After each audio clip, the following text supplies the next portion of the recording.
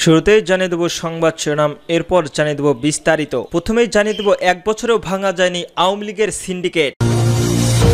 নির্বাচনে যাদেরকে সঙ্গে চায় বিএনপি। চাঁদাবাজ দখলদাররা বিএনপির লোক নয় বললেন শামসুজ্জামান দুদু। এবং সর্বশেষ জানিয়ে দেব, ভারতের সাথে আওয়ামী লীগের স্বার্থের বাংলাদেশে দাঙ্গা লাগানোর আকাঙ্ক্ষা রয়েছে বললেন গয়েশ্বর রায়।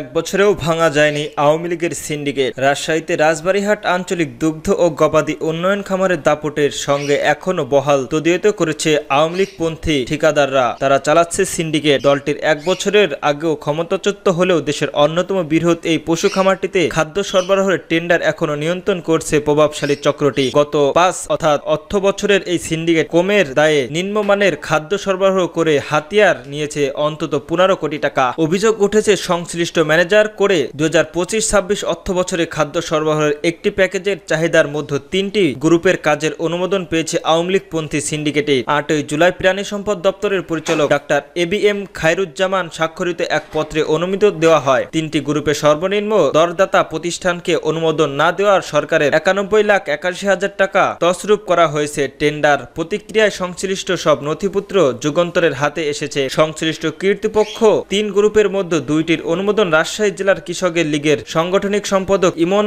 মণ্ডলের বাবা রবিউল করিমের মালিকানাধীন মেসার্স করিমের ট্রেডার্সকে দিয়েছে। মূলত গত 1 যুগ থেকে ইনকাম ইমন বরাবরের পক্ষে করিম ট্রেডার্সের সব কর্মকাণ্ড দেখভাল করেন। 5ই আগস্টের পর তিনি আত্মগোপন করেছেন। এছাড়াও আরেকটি গ্রুপ থেকে খাদ্য সরবরাহের অনুমোদন পেয়েছে সাবেক প্রাণী সম্পদ আব্দুল্লাহ লতিফ বিশ্বাসের PSL লিটন সাহার মালিকানাধীন HM এন্টারপ্রাইজ। এদিকে টেন্ডার প্রক্রিয়ার নিয়ম অনুযায়ী অনুমোদন পাওয়ার ঠিকাদারি প্রতিষ্ঠানিক মালিকের সশরীয় উপস্থিতি হয়ে চুক্তির স্বাক্ষরে করতে হয়। আওয়ামী লীগের সরকারের পতনের পর গা ঢাকা দেন HM এন্টারপ্রাইজের মালিক লিটন সাহা। তবে তার পক্ষে নিয়ম ভেঙে চুক্তি স্বাক্ষরের জন্য জোর তৎপরতা চালাচ্ছে স্থায়ী ঠিকাদার প্রতিষ্ঠানের মেসার্স করিম ট্রেডার্সের শতাধিক অধিকার রবিউল করিম এবং সংশ্লিষ্ট কর্তৃপক্ষ। এ ঘটনার অন্যান্য ঠিকাদার সহ মধ্যে তীব্র ক্ষোভ এবং অসন্তোষ বিরাজ করছে। নির্বাচনে যাদেরকে সঙ্গে চাচ্ছেন বিএনপি। জাতীয় সংসদ নির্বাচনকে সামনে রেখে মিত্রসহ ধর্মভিত্তিক ইসলামী দল ও সংগঠনের সঙ্গে যোগাযোগ বাড়ানোর উদ্যোগ নিয়েছে বিএনপি। এর মধ্য দিয়ে জোট কিংবা নির্বাচনের সমঝোতার বিষয়টি আর স্পষ্ট হতে পারে। পর্যায়ক্রমে আরো ইসলামী দল ও সংগঠনের সঙ্গে বিএনপির বৈঠক করার কথা রয়েছে। সংশ্লিষ্ট সূত্রে জানা গিয়েছে এসব তথ্য।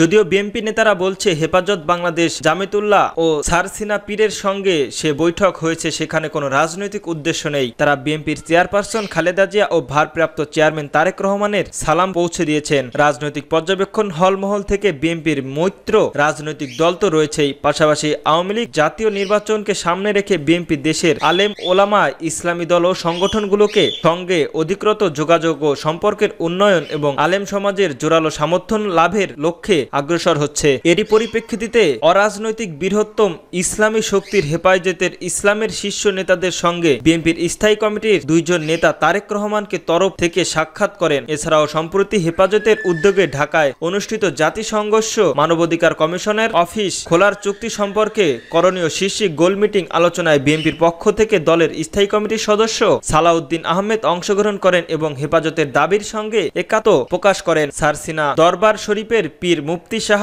আবু নাসর নেসাউদ্দিন আহমেদ হুসাইনের সঙ্গে সাক্ষাৎ করেছেন বিএনপির স্থায়ী কমিটির সদস্য সালাউদ্দিন আহমেদ। বিশেষ করে দক্ষিণ অঞ্চলে তাদের বড় ভোট ব্যাংক রয়েছে। এছাড়াও মাদ্রাসার শিক্ষক কর্মচারী সংগঠন বাংলাদেশের জামিতুল্লাহ মোসাম্মেল এর সঙ্গে বৈঠক করেছেন বিএনপির স্থায়ী কমিটির সদস্য 2 নেতা। এই সংগঠনটি 20,000 দরবার সহ এবং 20,000 প্রতিষ্ঠান ও 55 লাখ ছাত্রছাত্রীর প্রতিনিধিত্ব করে তাদের নেতাদের জানিয়েছেন। জানতে চাইলে বিএনপির স্থায়ী কমিটির সদস্য সালাউদ্দিন আহমেদ বলেন, আমরা রাজনৈতিক অরাজনৈতিক ইসলামী পন্থী সব মানুষের সঙ্গে কথা বলছি। হাটহাজারী মাদ্রাসা গিয়েছিলাম, হেফাজত ইসলাম বাংলাদেশের আমিরের সঙ্গে দেখা করেছি, কথা বলেছি, সারসিনা পীরের সঙ্গে দেখা হয়েছে। এছাড়াও আরো অনেকের সঙ্গে আমরা কথা বলেছি এবং বিভক্ত নয়, আমরা ঐক্য থাকতে চাই। রমজানের আগে ফেব্রুয়ারির প্রথম অংশে জাতীয় সংসদ নির্বাচনের ঘোষণা করেছে অন্তর্বর্তীকালীন সরকার প্রধান উপদেষ্টা ডাক্তার মোহাম্মদ ইউনূস। বিএনপি নেতাদের মতে যুগ্মপথ আন্দোলনের মিত্র রাজনৈতিক দলগুলোকে সঙ্গে নিয়ে নির্বাচনের পথ পাড়ি দিতে চায় বিএনপি। চাঁদাবাজ দখলদাররা বিএনপির লোক নয় বললেন শামসুজ্জামান দুদু। বিএনপির ভাইস চেয়ারম্যান শামসুজ্জামান দুদু বলেছেন, দুষ্টু কিছু মানুষ আছে, তাদের দুষ্টু কাজের জন্য আমাদের দল ক্ষতিগ্রস্ত হয়েছে। আমি দুঃখ প্রকাশ করছি, বিএনপির সিদ্ধান্ত আছে চাঁদাবাজরা বিএনপির লোক না, দখলদাররা বিএনপির বিএনপির লোক না, যারা বাংলাদেশের ক্ষতি করে তারা বিএনপির লোক নয়, এদের ধরবেন আর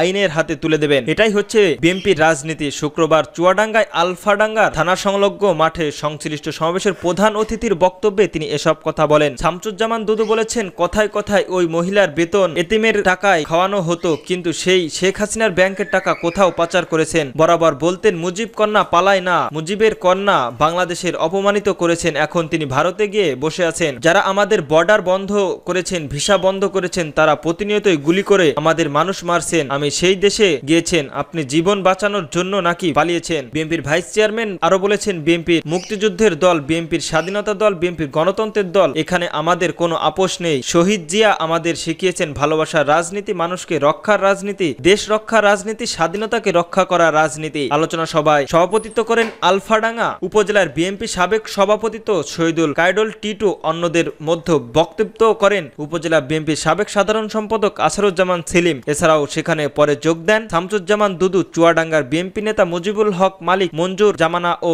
দাফন অনুষ্ঠানের যোগ দেন। আওয়ামী লীগ ও ভারতের স্বার্থে বাংলাদেশের দাঙ্গা লাগানোর আকাঙ্ক্ষা, বললেন গয়েশ্বর। আওয়ামী লীগ ও ভারতের রাজনৈতিক স্বার্থে বাংলাদেশের দাঙ্গা লাগাতে পারে এমন আশঙ্কা প্রকাশ করেছেন বিএনপির স্থায়ী কমিটির সদস্য গয়েশ্বর চন্দ্র রায়। তিনি বলেছেন, আওয়ামী লীগ ও ভারতের জন্য বাংলাদেশের একটি দাঙ্গা প্রয়োজন, তাহলে রাজনৈতিক মোড়টা ঘুরতে পারে, নির্বাচন বানচাল হতে পারে। সেই জন্য সবার সজাগ থাকতে হবে আমাদের জাতীয় স্বার্থে। শুক্রবার জাতীয় প্রেস ক্লাবের অডিটোরিয়ামের বাংলাদেশ পূজা উদযাপন ফ্রন্ট আয়োজিত সনাতন সমাবেশে তিনি এসব কথা বলেন। গয়েশ্বর চন্দ্র রায় বলেন, শেখ মুজিবুর রহমান বিহারি বাঙালি দাঙ্গা লাগিয়ে বিহারি বাঙালি আলাদা করে 1970 সালে নির্বাচনে নিরস্ক সংখ্যাগরিষ্ঠতা ছিলেন। এই অঞ্চলের লোকদের বাঙালি বানিয়ে এই ধরনের ঘটনা ঘটানোর পেছনে আওয়ামী লীগ অত্যন্ত পটু, দরকার হলে নিজের ঘরে আগুন দেবে। তিনি বলেন, কোনো মানুষই সাম্প্রদায়িক নয়, কোনো ধর্মই নয়, কিন্তু কখনো কখনো কিছু মোকাবেলা করার জন্য দাঙ্গা ফ্যাসাদ করতে হয়, যাতে মানুষের দৃষ্টিভঙ্গি আরেক দিকে চলে যায়। এরশাদও 88 সালে এই কাজটা করেছিল। গয়েশ্বর বলেন, সাম্প্রদায়িক সমাজে একটি